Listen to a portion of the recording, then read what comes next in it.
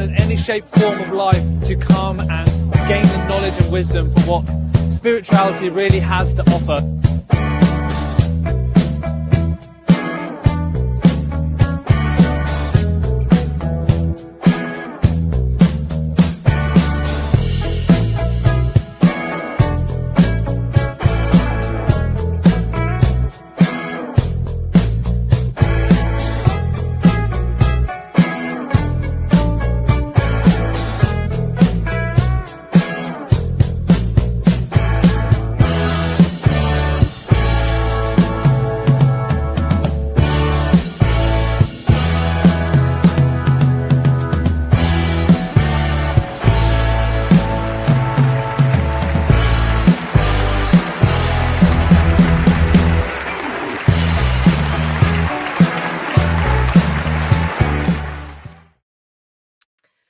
Good evening, everybody, and welcome to tonight's webinar.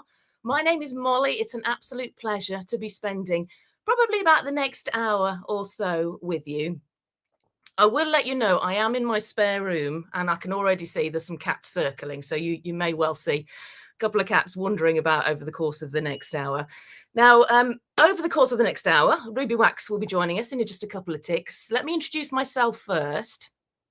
I have worked at my local BBC radio station as a presenter for over 25 years. And in that time, I have spoken to Ruby Wax lots on different subjects, talking about different people, different experiences that Ruby has had. And I'm not just saying this because I'm presenting this webinar. Ruby is hands down one of my favorite people to speak to. And the reason why is because Ruby Wax always roots for you. Ruby is non-judgmental, and whatever she's talking about and whoever should I say, she's talking to, I always feel like it's a safe space, whether you're watching her on telly or if it's me personally chatting to Ruby.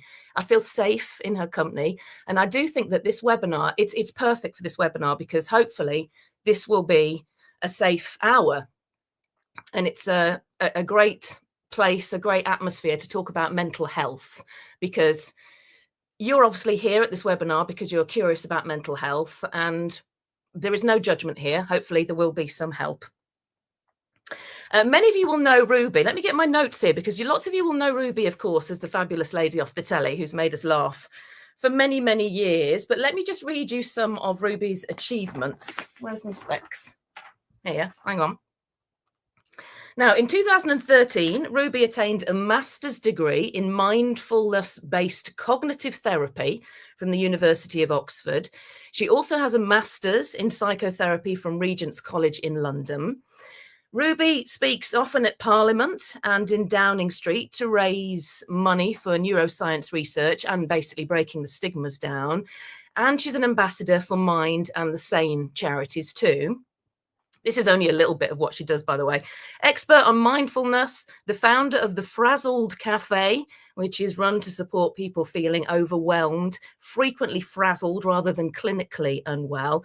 And Ruby is the author of loads of best-selling books as well. And so all these talks, the teaching that Ruby does, comes from experience. Some of you may not know that Ruby suffered a lot of mental health issues and actually ended up in the Priory. Has since become an OBE for her work for mental health, and, as Ruby may talk about, actually asked for her ceremony for her to receive the OBE at the Priory, which I think is absolutely incredible, basically to celebrate the fact that we are now all talking about mental health. And what better setting than to become an OBE other than the Priory, which helped Ruby in the first place. So that's what we're here to talk about tonight. We've got an hour of mental health talk. We're going to give you, well, Ruby's going to give you some tips, some tricks on how, if you're feeling overwhelmed, how to cope. We're also going to be talking as well about this fabulous live event that Ruby's hosting called the Mind Reset, which is only in a few weeks' time, the 12th of October, down in London. Opportunity to have one-to-one time with Ruby and all sorts. And again, to further sort of your understanding, your knowledge and your capabilities of helping yourself through what can be an incredibly difficult life. So let's get our Ruby on. Ruby Wax, good evening. Hi. Hello. Hello. How you doing? Nice to meet you. I'm sorry, my cat is trying to get on screen. Which one? Who have we got? This one. The black and white. And get on screen. So I'm trying to say, you have to work for it, babe. You don't just show up on screen and expect people to applaud. Well, we've just realised we've got the same cats, you and I. I know. We're in the same house. We're just making it look like different sets. Anyway, hi. How are you doing? I know you're fresh out of hospital. How you doing, Ruby? Okay. Fine. Don't make people worry. They'll think, what was she doing in the hospital? That was your knee, wasn't it? I had a knee facelift. Yeah. Is it looking beautiful? Yeah, it's like I'm cyborg man. Excellent. Well, listen, I meant every word that I've just said. Talking to you over the years, Ruby, I did as a radio presenter. I speak to some dreadful people. And some people who leave me feeling unconfident at the end of our chat. You know, I'll go home and I'll have mental health issues thinking, am I enough? What did I do wrong there? It failed. Every time I've spoken to you, I meant that you root for people, whoever you deal with, you root for them. And that's actually uncommon in life today. Yeah, but I mean, you know, I love my people, you know, the ones that speak the truth, or, you know, that don't just do chit chat cocktail party asking you, you know, or you're asking them where their kids go to school, like you give a shit. So I really like when people speak directly from the heart. You know, there's something, I think authenticity can't be overlooked. So, you know, as soon as people are, then I'm on their side. Yeah. Oh, yeah, that's another phrase I used. You feel like you're on everybody's side, which is lovely. Not everybody. Most people's. Yeah. If you don't bullshit me, I'm on your side. I like that. So tonight we've got you, Ruby, for an hour-ish. And we're going to talk about this live event. Hopefully it's not to be a taster of what people can come and see you doing live. And there's an opportunity to actually literally spend time with you one-on-one as well.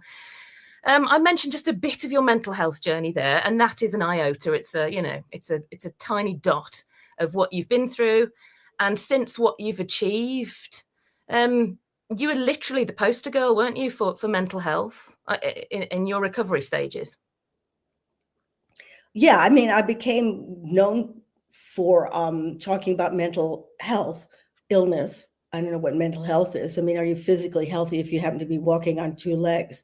So mental health, and mental health day every once a year, or whatever. It should be mental health every day. But Comic Relief exposed me by putting a poster of me all over tube stations that said on it, 1 in 4 people have mental illness, without asking me.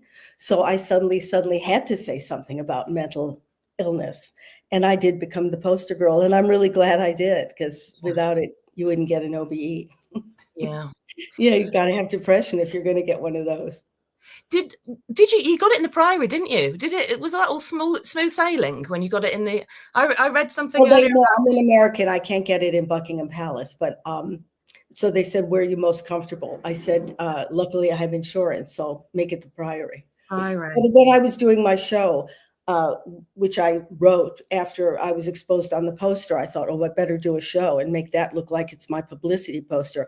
I toured national health institutions around the country, you know, because the Priory, let's not kid ourselves, you have to have insurance. Yeah. So I really got to know most clinics. And I was it's such a, you know, there just aren't enough beds. You know, I would say we need some more of these places. It's such a shame that there's so few places for people that need help. But that's a whole nother story. I should really talk about what I'm going to do on my live show or my live talk. Yeah. Well, let's get into it. You're going to do some exercises with us. Yeah. In a couple of ticks. Well, I'll also point out as well to everybody listening, or watching, should I say, that Ruby is kindly going to take some questions from you as well. So on the screen here, there's a little comment section. So for everybody watching the webinar, if you want to get in some questions for Ruby, I mean, I was going to give some examples there of what people can ask, but I'm assuming Ruby. No, let them go. They'll know what to ask. Yeah. Yeah, anything. And Ruby will answer that in a little while. What are you going to talk us through now? Is this sort of an exercise you can help us with tonight? Well, I did go to Oxford in 2012, and I did study mindfulness. And so that became my area of expertise. And the only reason I went to it, first of all, I did have depression. So I was desperate to find something where I could, at least see when it was coming. There is no magic pill, but I wanted to have some way of being able to, I could spot it coming, and then I could take action. So with mindfulness, you have a kind of, you have your ear to the ground, so you can tell the slight, subtle changes that happen when you start going from just mental ill health into a full disease. Because this is not what I'm going to talk about tonight, but there's a difference between disease and just being frazzled.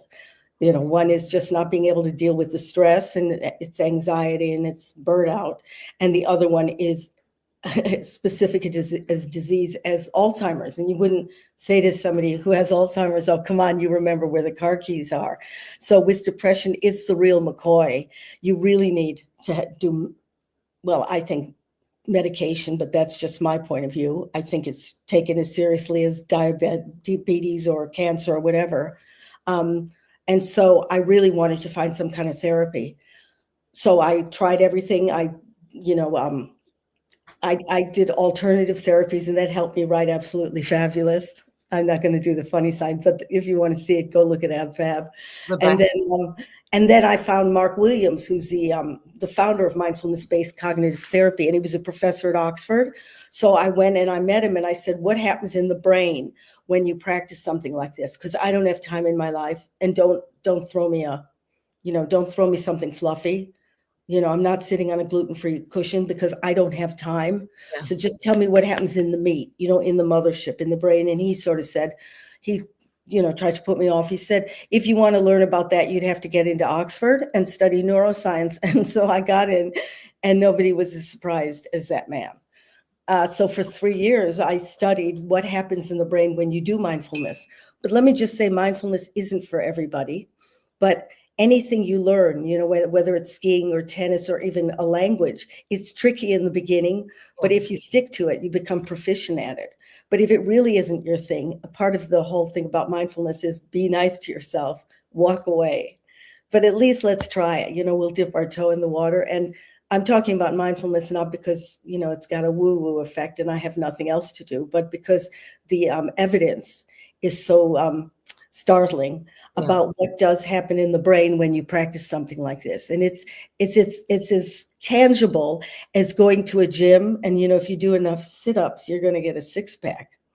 Whatever you're doing, whatever you're thinking about, if you go back and up enough times, there will be a structure there that looks like a six-pack. Same with mindfulness. It's an exercise for the brain. I mean, the beauty is you don't have to go to a gym. The mind goes with you. But it is a physical exercise, though, isn't it? Because we're talking about, is there a difference between physical health and mental health? No. But it is the physicality of the wiring of your brain that you're training or helping. Sure. Well, everybody certainly should know about neuroplasticity, which is that you can train the brain you can train the brain for anything because our brains are plastic, however you think is reflected in these 86 billion neurons. And so the physiology of it affects your thinking, and your thinking affects the physiology. So you can train yourself to play piano, and that isn't because your fingers are working better, but there's an area in your brain that's got an area that reflects the fingers. And so the more you practice, the more neurons grow. I like to think the more muscles, picture it as something muscular. And so you become proficient at piano. Yeah. When you practice mindfulness, you're exercising an area in your brain that's responsible for focus, attention, awareness. And these are all areas. This isn't my imagination. It's not, we have thought bubbles and that's our mind. If you get knocked on the head, you suddenly will forget who you are. If you get knocked on the head here, you might think your mother's a giraffe. I mean, this baby is the mothership. Yeah. So if you do exercise, and I'll explain it to you more specifically, if you do mindfulness exercises, Tai Chi, Pilates, yoga, if you bring focus to a sense, to one of your senses, which, sight, sound, taste, touch, smell, the felt sense, immediately that gabbling brain that is always indicative of high cortisol starts to calm down, because you can't have those thoughts. And that's what burns us out. Let me just go off piste a second. This word frazzled isn't something I made up. Frazzled means that you're stressed about stress. Okay, we need stress. That's how we have our mojo. We wouldn't get up in the morning. Civilization wouldn't be around if you didn't have that, that push. Yeah. But we're in this culture, our illness is that we get these thoughts going, I shouldn't be this stressed. Nobody else is this stressed. I'm so anxious. I shouldn't be, this shouldn't, I couldn't, I didn't. Yeah. This self-punishing, and I talk about it in my books as to why we have this leaning toward the negative, which I can go into during question and answer. Yeah. But These are often 3 o'clock in the morning thoughts, aren't they? well, I have them all the time. It's like it's a spin dryer. It's Yeah. continuous, and you get caught in loop tapes. But let me just make something clear. Mindfulness is not about clearing your brain, okay? The only time there'll be no thoughts is maybe when you're dead. So this isn't, people go, I can't clear my mind. Please don't, because it means you're in a coma. It's just that if you practice this, as I said, those areas where you can take your attention where you want and not get totally dragged away into distraction, because that's another thing that's indicative of our age, is that we're surrounded by these weapons of mass distraction and we give our attention away. So I have better focus because of this. You have more insight. You have more, there's a part in the brain that is reflected in compassion and in being present. So when you're doing this exercise, instead of a 6-pack, that's what you're getting. And as I said, there are other ways, but we can talk about that later. But they didn't teach witchcraft at Oxford, so I happened to study mindfulness, and they did offer that. So I'll talk about that. So just tell me when I'm not being clear. But when the mind is really gabbling, the 1,000 mile an hour, the I'm not good enough. We all have our own theme songs. I mean, you wouldn't treat your pets as badly as you treat yourself. That means that the cortisol is really aroused. You're in your fight and flight mode. And it's reflected in that kind of loop tape thinking, that rumination that you can't pull out of, and it keeps you up all night. But if you take your focus to one of your senses, as I was talking about before, let's say, let's just do it, okay? Okay. So you hear the thoughts, just focus in on whatever you're thinking, and we're not going to hear you, so it's okay, let it rip. Could be cute, could be appalling, could be adorable, could be pornographic. Just watch your thoughts, just notice them.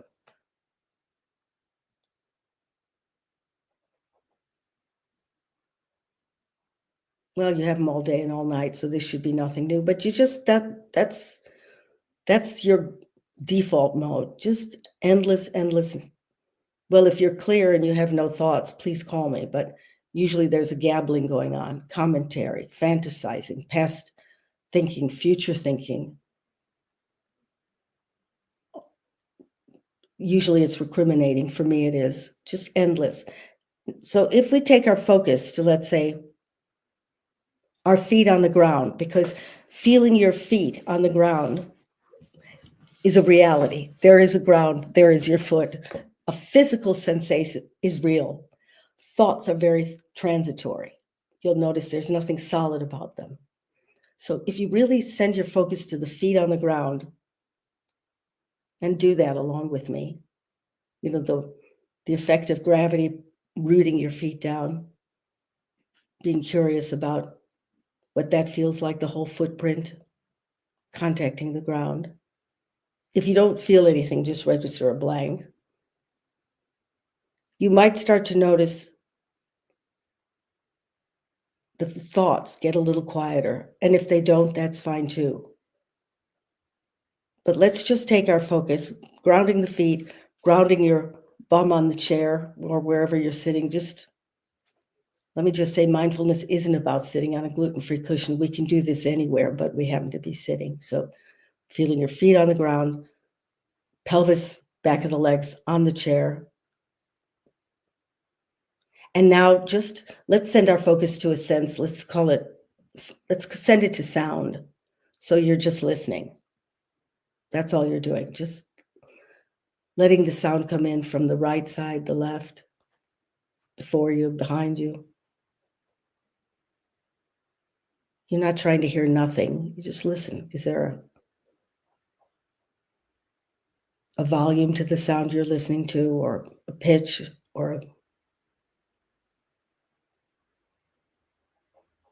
and gradually, and this happens to everybody, you haven't done anything wrong, you'll notice your thoughts starting to come in, start their usual parade.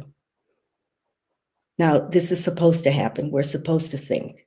So you notice the thoughts coming in, whatever they are. And this is where the exercise of mindfulness comes in. You notice it. Okay, thank God you're thinking. But you just gently take the focus of those thoughts on the inside, starting to ruminate, whatever they are, take them gently and bring the focus back to sound.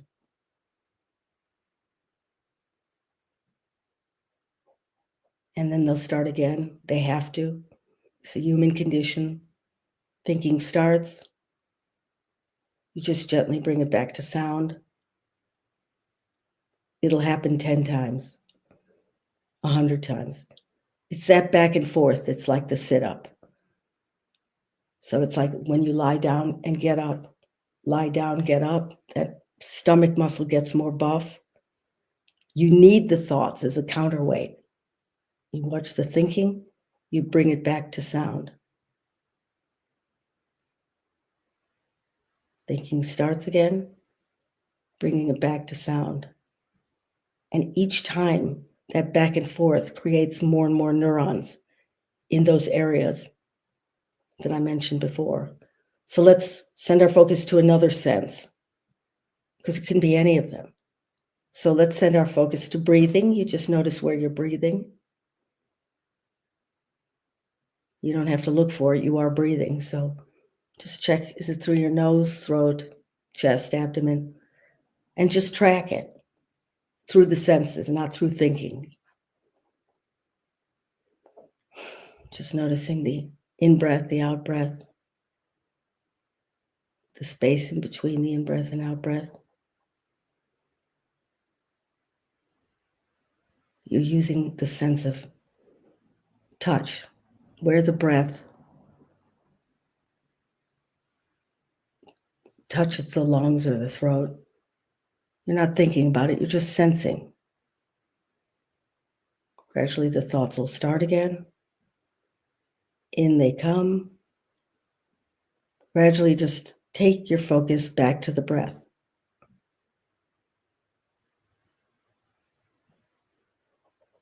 Thoughts will come, bring it back to the breath. If you don't really like focusing on the breath, there's other ways, physical points where you can send your focus. Again, it's a sense. So maybe feeling where your hands are, let go of the focus on the breath, just feeling, are they in your lap? Your hands have so many nerves in them. Are they touching each other? What are they contacting? So you really send focus to the hands. Are they warm? Are they cool? This contact is real. And then the thoughts come and pull you away from that focus. You can't be focused on thinking and sensing at the same time. That's the thing. You're either sensing, let's say, staying with your fingertips and hands,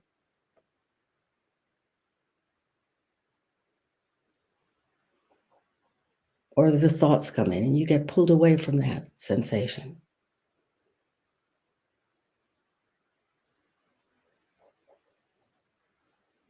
So you can really use any sense. As I said, grounding your feet, grounding your behind, feeling your hands. You could do a tasting something, smelling, sound. Just before we finish, let's go back to breathing and maybe count 5 breaths just to notice what happens to the mind. This isn't a competition. You're not trying to do anything correctly. You're just noticing what happens. If you lose your way, go back to 1. So 5 breaths. In, out. 1.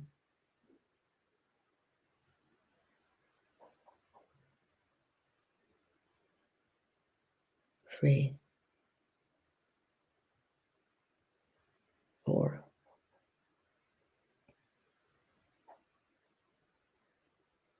5.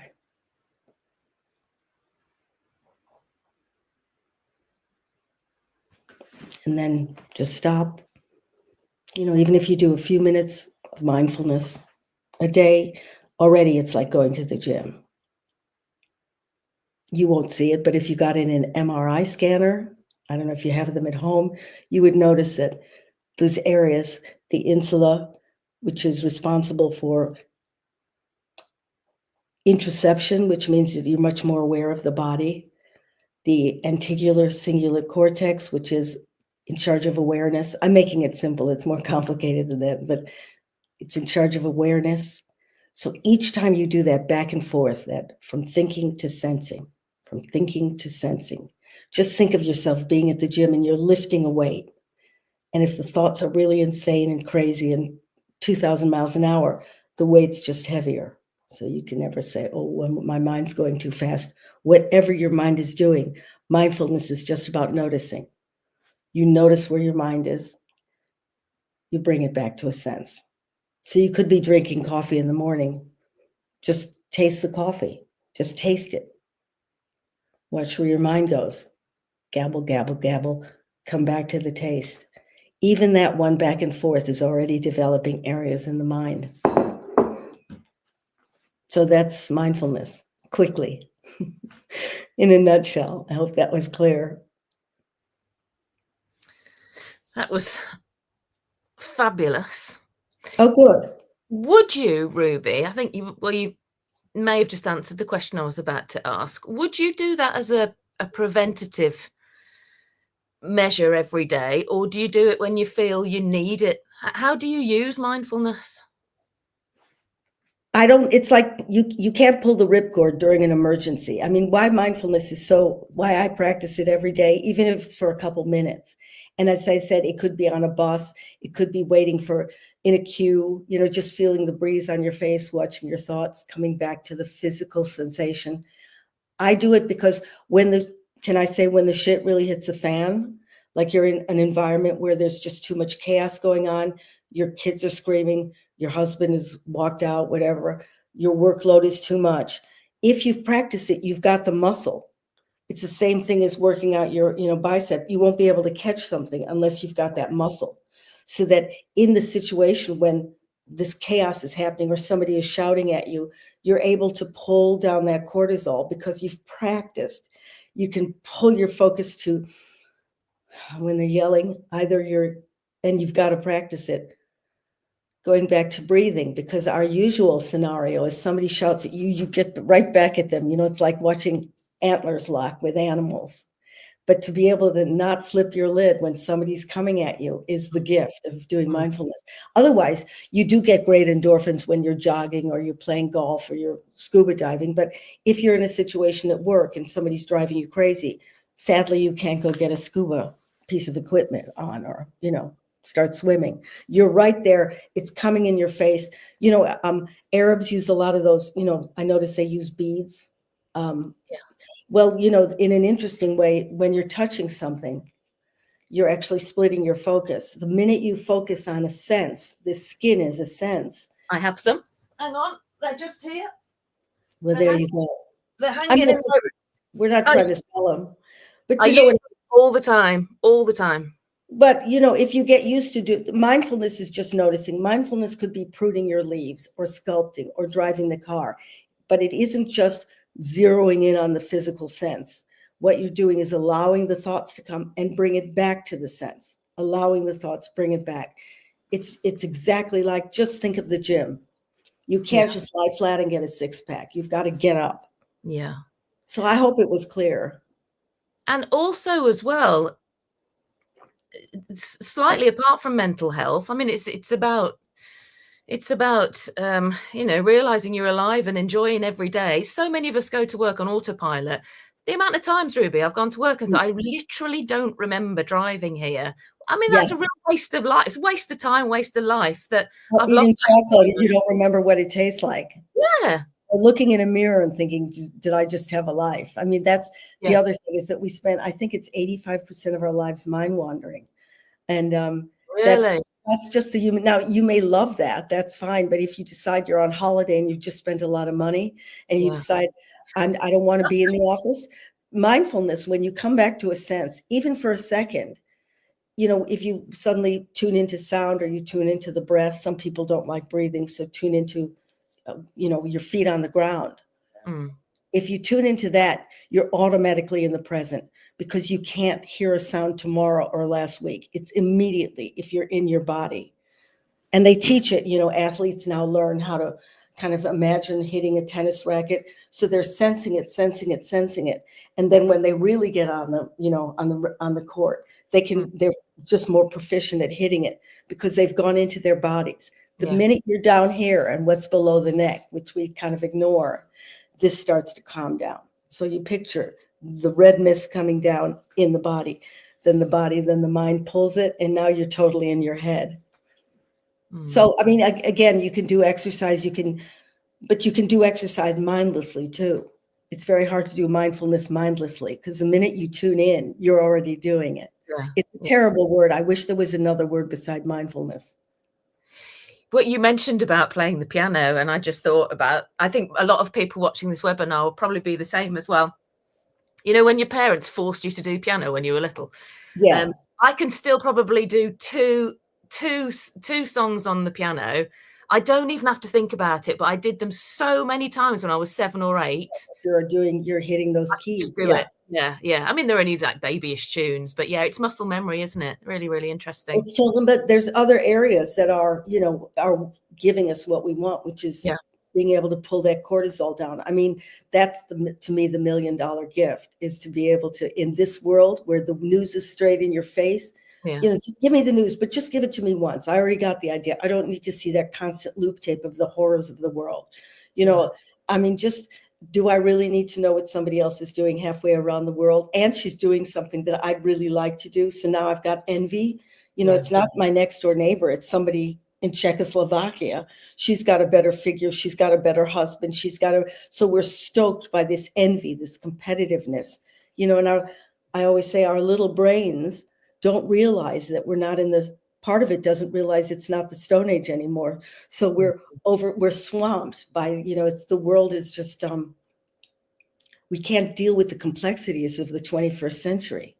And so we have to do something to cool our engines down. And in the past, we had community, you had family units, you had religion, we had, town hall meetings. And because we can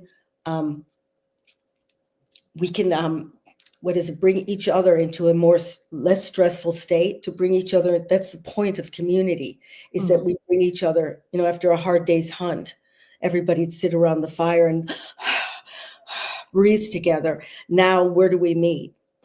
So things like mindfulness are more popular now because, well, unless you want to pay a fortune to a shrink.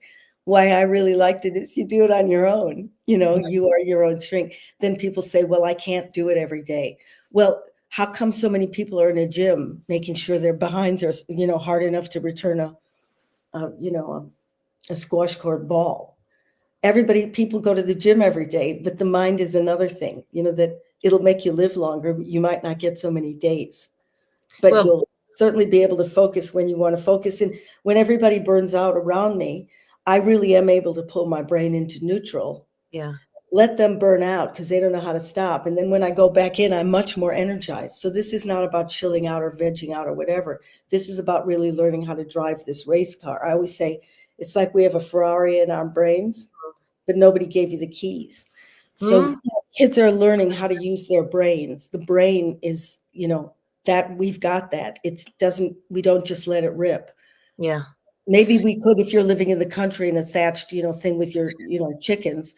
But in the culture we live in, where everything is too quick, we have to have our own way of pulling down that stress. I think we're all realizing, aren't we, that mental health can actually be far more damaging than physical health. And certainly it's a longer period to get well again, which is where you're coming in. And just to remind everybody, before we talk about the event, the physical event that Ruby's putting on, where you can actually meet Ruby and get some one-to-one time and learn more of these techniques, which I think I've got my beads now, which we all need to learn. Get your questions in. We'll do a question and answer with Ruby. So there's a little comment section on the right-hand side there. If you drop down a question, then we'll get through as many as we can with Ruby in a little while. Can I quickly just put in a question, which I reckon lots of people will be asking before we get on to your event, the Mind Reset. Ruby, how do you know when where the line is when you're crossing over from I've had a terrible day, we've all got to cope with stress at work, we've got the family life, everything to cope with. When is it just a bad day or a bad few weeks? When does that cross into I've got a problem with my mental health? Is there a line? Yeah, but usually people with a mental health issue are the last to know, because you haven't got a spare brain that would go, oh, I've broken my leg. You haven't got a spare that would make the assessment. So, do you understand what I mean? So it's very hard, whenever I used to get ill, I'd go, oh my God, this is the new me. And gradually, you don't remember who the other one was. There's no healthy one saying, boy, you don't know the you've got line. a cold or a flu. But the reason I do mindfulness is there's a moment where the sounds, the nagging voices get a different quality. They're not just my usual, you're an idiot, this isn't making sense. And the thing is, they'll never go away. I have certain things embedded from when I was a kid or where I went to school or my parents. Do I want to spend thousands and thousands going to a shrink and saying, I did get this when I was young, okay? I don't need to know the exact date. It's there.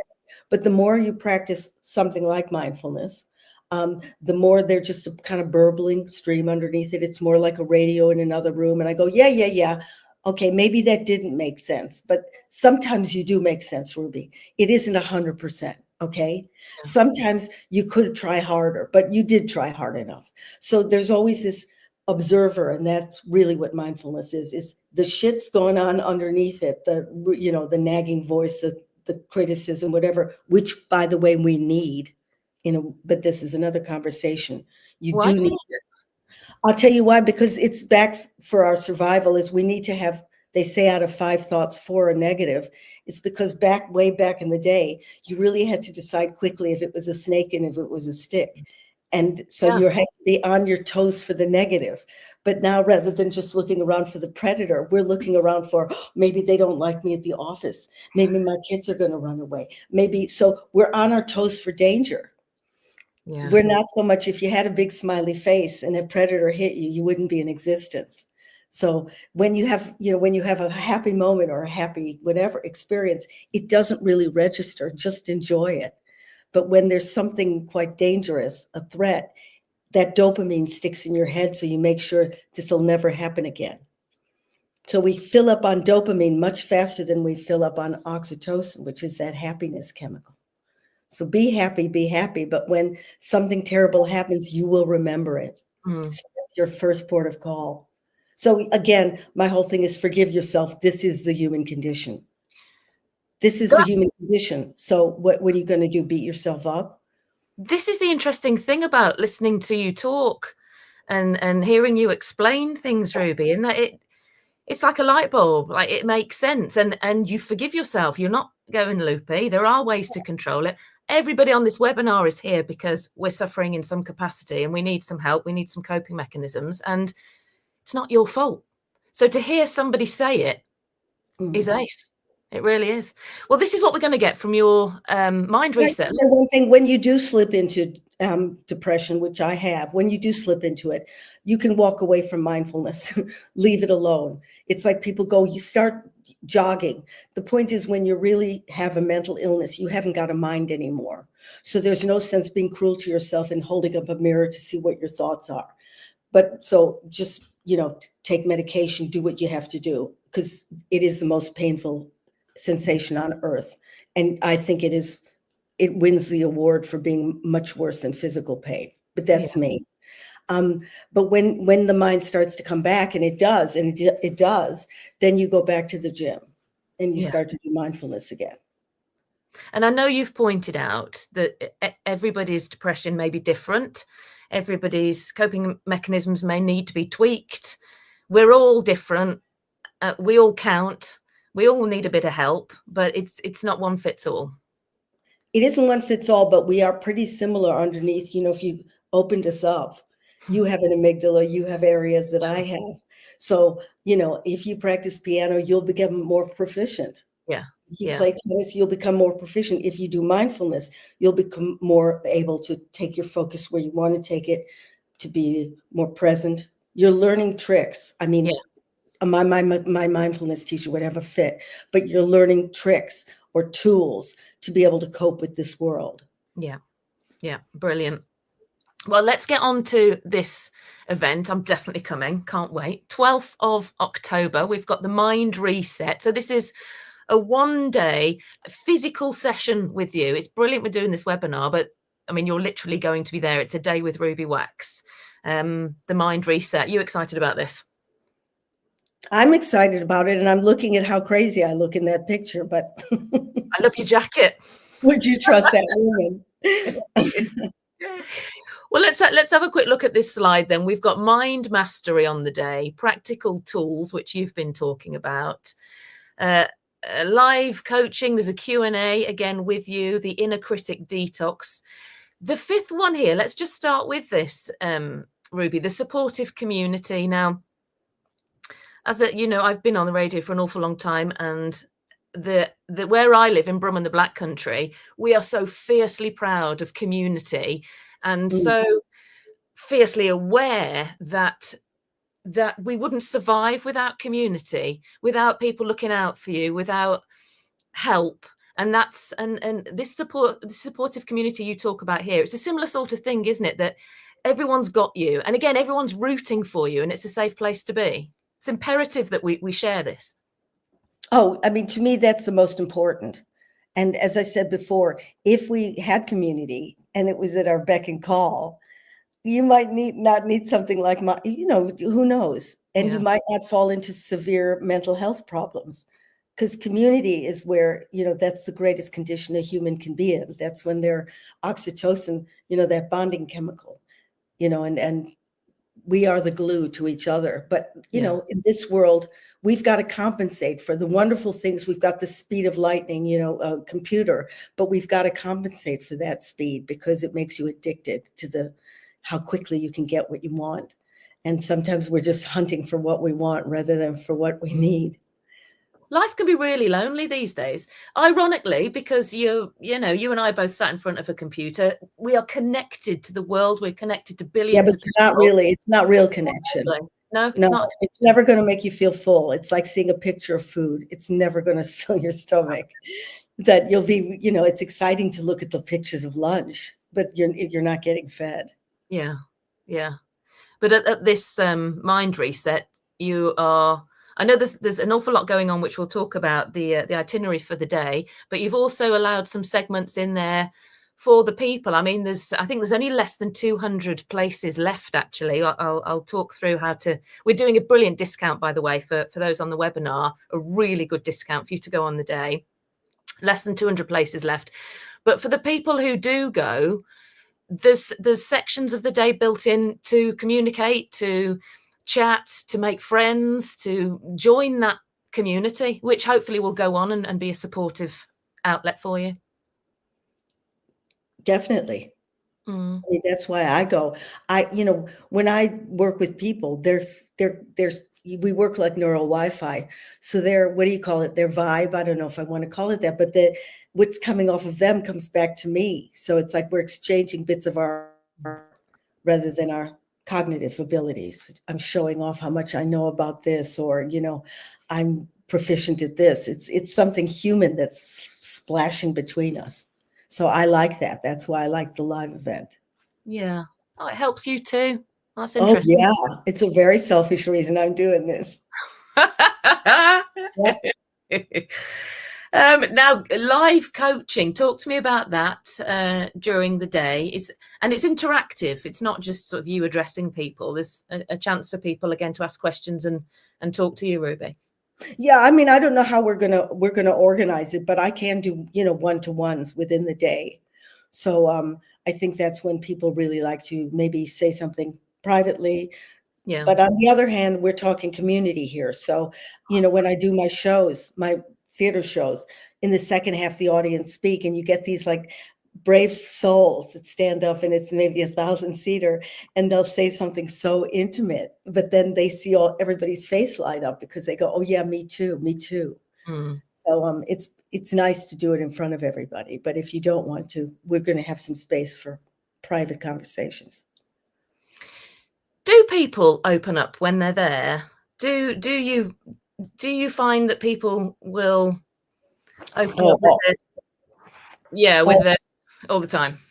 All the time. I mean, I've been doing my theater shows for besides doing mindfulness courses, my theater shows. I've never had a blank in the second half where nobody's saying anything. There might be tentative in the beginning, but eventually we just have to say, "You have to go home now," because we have to shut off the lights. Because people want to feel like you care.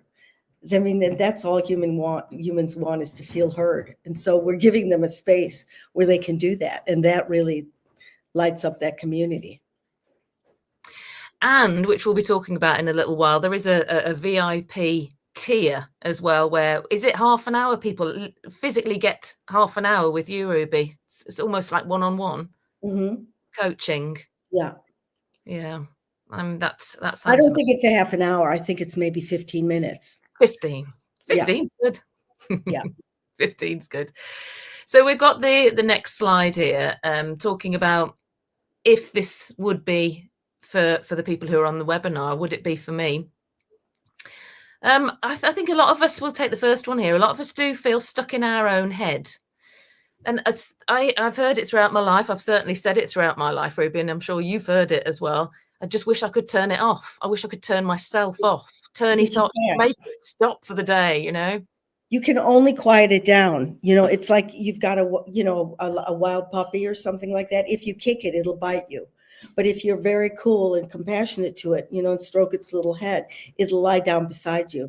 But those thoughts, they'll quiet down. It'll be more like a radio in another room, but it won't happen by wishful thinking. Otherwise you wouldn't be asking the question. And the more you go away. It's like cigarettes. The more you say, stop smoking, the more you're going to smoke. We all wish these things would go away, but things happen to you. On the other hand, as time goes on, the scar gets less and less. And I don't, my thoughts that are, who knows whether my parents put it in, that everybody knows I'm a failure. If you only could hear what it's like in my brain, it gets quieter. And also I start to doubt it because thoughts are transitory. They're ethereal. They're not solid like your foot on the ground. They're transparent. They come and they go, and they only start to loop if you catch on to it. If I suddenly go, "Oh yeah, that guy didn't call me back. Why didn't he call me back? He didn't call me back because he hates me. Why does he hate me?" I think everybody hates. If you get caught on it, you're never going to sleep. Yeah. We're really learning a way to deal with the thinking. I mean, we're talking in the same ballpark. If somebody says, "I really wish it would go away," well, then this is for you. Yeah. It's exhausting. What you described there, I think most of us can nod along to, and it's absolutely exhausting sometimes. So learning these tools will be great. And just quickly, briefly, with that third bubble, this is for everyone. It hasn't got to be the executive, high-flying, executive person in a suit. Everybody struggles. This mind reset is for everybody, regardless of what you do, how old you are. Yeah, it's all inclusive. Yeah, we're all in the same storm. We're just in different boats. Yeah. I love your analogies, Ruby. Thanks. Love them. I don't know what I'm saying. I just make them up. And then they go. And then they're gone. Well, let's talk about the mind reset then. So the venue, this is physically in London, in Notting Hill. Beautiful space in Notting Hill. Oh, quickly, should we do question and answers? That's coming next. Oh, good. Okay. Yes. I was scared we weren't going to get to that. Okay, Yeah, no, go don't ahead. worry. No, I've got Go lots ahead. lined up here. Go ahead. Lots lined up. I just wanted to quickly talk through this schedule for the physical day on the 12th of October. And we'll get to pricing and the great deal as well for those on the webinar.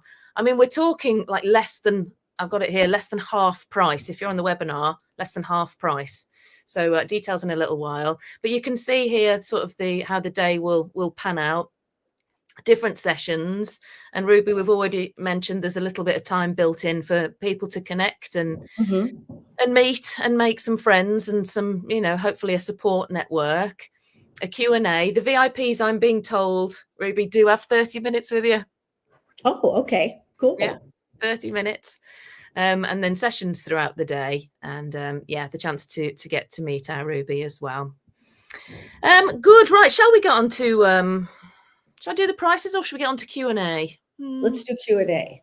Let's get on to the Q&A. We've got absolutely loads. And thank you for everybody listening. Thanks. Excuse me, keep on jiggling about. I've got a bit of a bad back, so I'll keep jiggling. Thank you if you've been asking questions. So we'll start with one for you, Ruby, from Ali, who says, Ruby, I've been studying Stoicism and seeing the benefit of living in the present and losing anxiety and regrets. But it is easier said than done. Can mindfulness help here? Asks Ali. Well, we all think the Stoics had it right. Marcus Aurelius, every jewel out of their mouth, you think, oh yeah, that's the truth. But just by repeating it won't change your mind. They had to study something, the Stoics. I don't think it was just, they wore the T-shirt. I think that you have to really take an exercise or work on something that isn't cognitive, that is more of to do with neuroplasticity, which is rerouting those neural connections. And I think you have to have a discipline like mindfulness, like Tai Chi, like, yoga. But see, for me, when I do yoga, I'm only competing with the 17-year-old next to me so that I can tie my ankles, bow over my head. But for other people, it works. I don't know what the discipline was when for Stoics, but God bless them, they were on the right path. Whatever they say, about being in the present, about the forgiveness, about feeling a sense of humility, feeling a sense of that your ego isn't that important. I mean, it's kind of the most. They knew all that many years ago. How come we haven't caught on? So many along the existentialists, the philosophers, we're the last to know. We're screwed up as, probably we've ever been, if not more. People just got on with it. They worked in the field. They had kids, they died. They didn't have time to do this endless rumination. So yes, mindfulness does help. But as I said, again, if it isn't for you, then don't do it. Don't do it. But I don't know many ways of disciplining the mind. I don't know many ways of learning piano rather than doing scales. So, each time you do a scale, you're developing an area in your brain that, it makes it more proficient to move your fingers. Every time you do mindfulness, you're creating those areas that we want, that would give you more of an open heart, more tolerance with yourself. And again, like the Stoics, being flexible, being resilient, being open, being able to deal with understanding that our real state is suffering. Now, bring in some compassion. You should be on the curriculum, Ruby. What curriculum? The school curriculum. Oh, yeah, because I did so well. I was a failure in school, and then I went to Oxford 50 years later. So that just shows you about neuroplasticity. Well, there you go. Mean, that isn't the proof, boy. Nothing is. Exactly. Ali, thanks ever so much for your question. Let's get on to another one here. Ruby, this is from Emma. I've noticed a decline in my mental health since starting perimenopause. Ruby, is there a link between them? That's an interesting question. That's not my area of expertise. So okay. Everybody knows menopause is, that's a rough gate. And, I started getting depression after having postnatal depression. So menopause is another time where the hormones go berserk. So of course it's going to affect your mental health. but I'm not an expert in that area. So Okay. yeah. Okay. Good luck with your journey, though. Yeah. Let's get on to Lisa. Lisa Gold, what a fabulous name. All right, Lisa. I always think my mind is too busy for mindfulness. Such a relief to hear that I don't need to turn my thoughts off. Is this the sort of stuff that we'll be doing if we do come to the event in person, Ruby? Well, I'll give you more exercises and more tools. And obviously we go a little further into what are our habits of thinking? What are the emotions that maybe you hold on to that aren't appropriate for the situation? You know, if you always think, oh, if that's your theme song, it's really getting to know them, but without punishing yourself for them. Yeah. I think that, yeah, that's what we'll be dealing with. We'll be talking about, but I think you'll meet other people who are in the same situation. They might have different, it might be in another accent or whatever, but we have to deal with those inner critical thoughts because those are the enemy. As I said, it isn't stress, it isn't anxiety.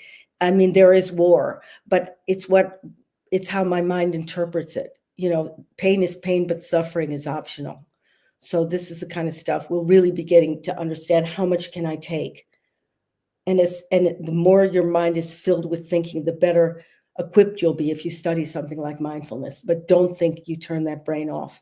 And the louder it is, the wilder it is, probably the smarter you are, because your brain really is trying to figure things out. We're problem solvers.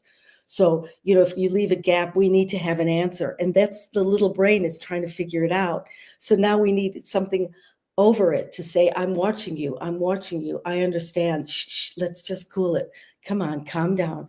So it's almost like the mother should be to the child, or if you had the wild dog, you calm it down, but it won't shut off. But you learn to love it anyway.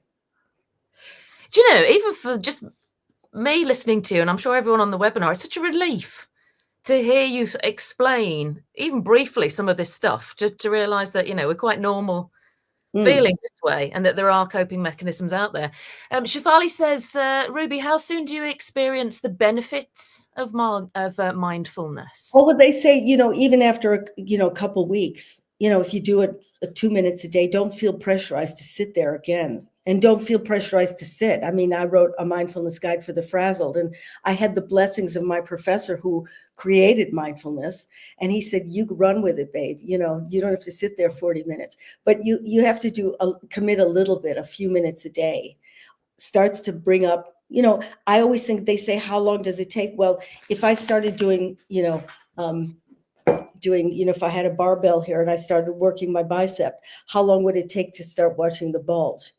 So, you know, gradually, I mean, it has to be a little heavier, but as I said, the barbell is heavy when your thoughts are really gashing through. So you just watch them, you bring the focus maybe to one of the senses, watch them, bring it back. And there's this kind of, you're learning to focus attention. I mean, if that doesn't focus your attention, nothing will.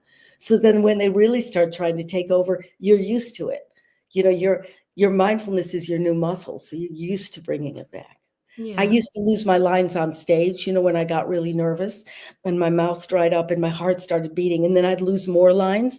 So just because I do it, not because I'm so clever, but sometimes if I feel myself, I don't know what the next line is, I start to send a focus to my feet on the ground. And the audience, by the way, when you lose your lines, get vicious. They take it out on you. It's like, you know, they see something weak there at the watering hole, and so they want to kill you. So that when I start to cool down, the cortisol comes down. It's, again, we work like neural Wi-Fi. They get cool too. And so it's catching. If you can cool yourself in a highly ignitive situation, you'll cool down the next guy. The person who's shouting at you might just stop, but they won't stop if you shout back. I like that. Don't escalate it. Shefali, thank you ever so much. Thanks. Second one here from Mark. This is really interesting. If you live with somebody who's struggling with mental health issues, who refuses to admit that they do struggle, can you help them? And how do you cope yourself? That's an interesting one. Can you help somebody who's suffering? Mark says, if they're struggling with mental health issues, refuses to admit that they do struggle, how do you help them? Well, And how can you? Yeah. Yeah, I mean, you can love them and say, oh, I have problems too. People they don't want you high and mighty going, oh, pull yourself together or perk up. That's the worst one. If you can't get them to talk, because there's so much shame in having mental illness, which is appalling, but it's like if somebody's an alcoholic, you cannot drag them to AA, but you can love them and you can finally suggest, do you want to go to a doctor? Can I take you to a doctor?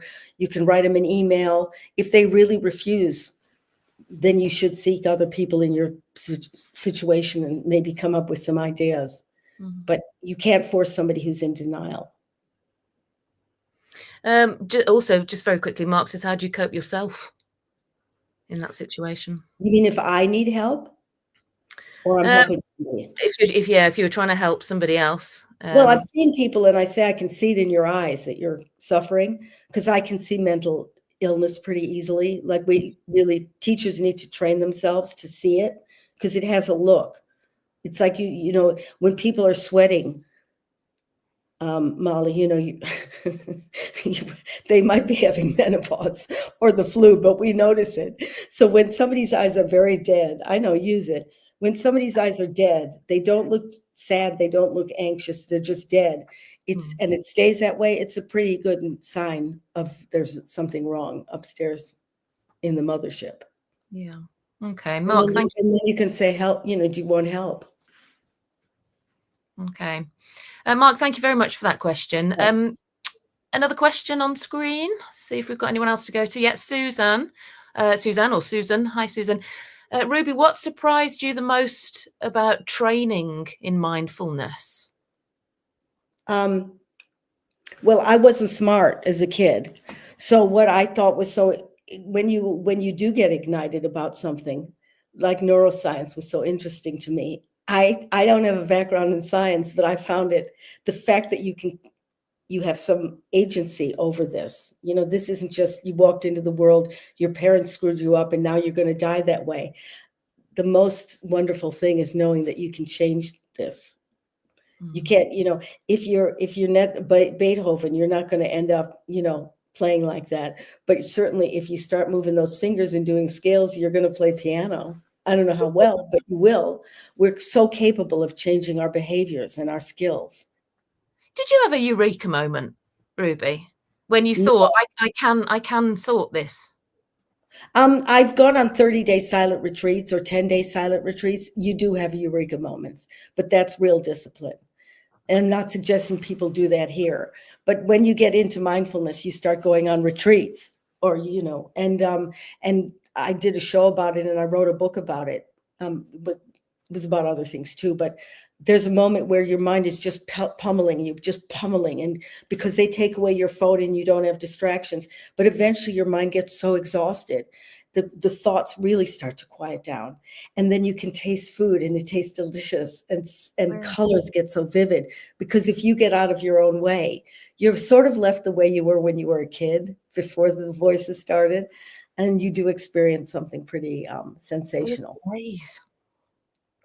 Yeah, I think young people are very attracted to mindfulness because I've heard the effects of psilocybin can be similar. Everything becomes really clear, but you've got to work for it. This isn't going to happen tomorrow. What's psilocybin? Oh, the drug, mushrooms. Everybody's talking about mushrooms these days. Again, not the same thing. It's not my area of expertise, but who knows, what's coming in the future.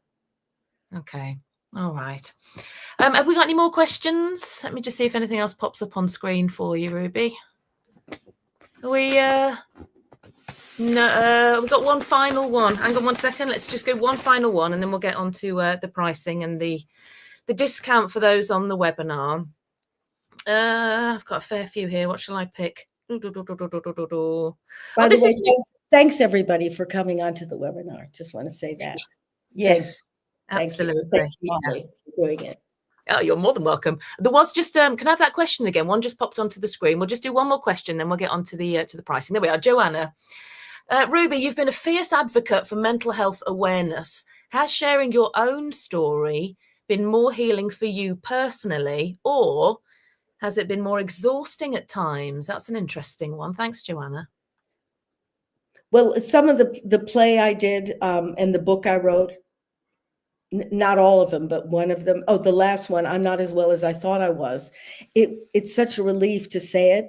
You know, the problem is when you're acting it, you have to say it about 120 times because that's how many shows I did. So you kind of get bored with it. But when you can speak your truth and somebody doesn't walk away and go, well, you're self-indulgent. If somebody really smiles and goes, oh, now I can tell you mine, that's worth the whole thing. You know, a lot of times you have to take off your clothes before they take off theirs. Yeah. So I found it a relief. It's never exhausting. And I'm never exhausted when people tell me what their problems are or situations, because I find it's kind of an honor that they're telling me.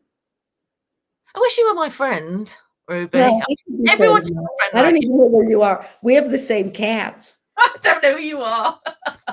We have the same cats. We still have the same cats. We do, even though we don't live together. Right, Joanna, thank you very much for that question. Let's get on to the pricing then. And let's get on to the actual event, the Mind Reset itself. Hang on, I'm going to need my spectaculars again for this because that's very small on the screen. So what previous attendees have said, so it's not just Ruby and I saying this is brilliant, other people have as well. I came away with a new appreciation of the range of techniques which can be used. So said Aidan. Yeah, it's not just mindfulness, is it, Ruby? There's lots of techniques you'll be going through. Yeah. It's not just mindfulness, no. Somebody else here saying I found it absolutely transformational. The ability to meet with like-minded people in a safe place was amazing. And listening to Ruby's knowledge of mindfulness and a sharing of her personal experience and humor, all with humor, was brilliant. Let's hope. I think the event was brilliant and was a great personal investment. See, we haven't touched on that yet. A personal investment to learn more about mindfulness. Ruby was an excellent facilitator, so says Christine. We should mention that actually before you go, Ruby. I think a lot of us here have been to counselling and therapy. I think a lot of us have. And, you know, it's 40 or 50 quid a time for an hour.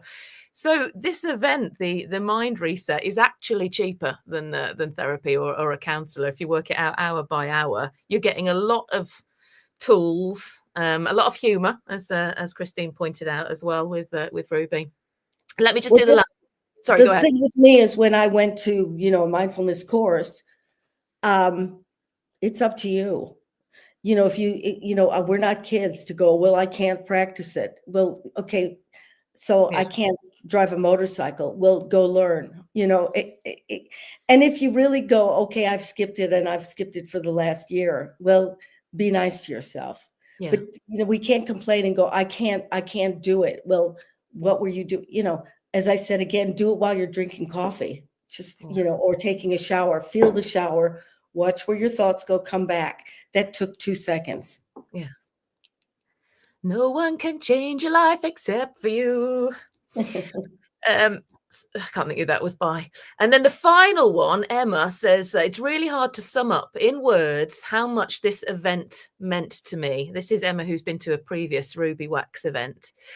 The event not only brought me to a space that felt safe to share, to learn and to grow with others, but also the techniques learnt, which will help me lead a calmer life. Thank you. And that was from a lady called Emma who went, yeah. So this isn't just a day thing. These are tools that you'll use for the rest of your life. Hopefully, yeah. Well, I'll make sure I'll come to your home and make sure you do it.